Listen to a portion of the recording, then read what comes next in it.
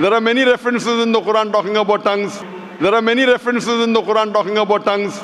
If you read the Quran says in Surah Rum, chapter number 30, verse number 22. If you read the Quran says in Surah Rum, chapter number 30, verse number 22, that Allah subhanahu wa ta'ala has created the human beings in different colors and tongues.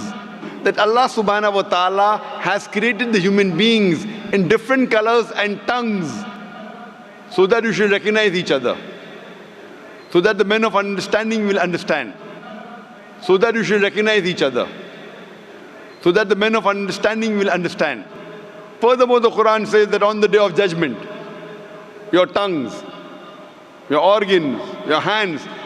Furthermore, the Quran says that on the day of judgment, your tongues, your organs, your hands, they will be witness for you. What you did right, what you did wrong, they will be witness for you. What you did right, what you did wrong. There are various hadith of the Prophet talking about the tongue. There are various hadith of the Prophet talking about the tongue. So there are many references in the Quran talking about the tongue. So there are many references in the Quran talking about the tongue. There are many references in the Bible that talk about tongue and how to test a believer. There are many references in the Bible that talk about tongue and how to test a believer. Hope that answers the question, sister. Hope that answers the question, sister. Thank you.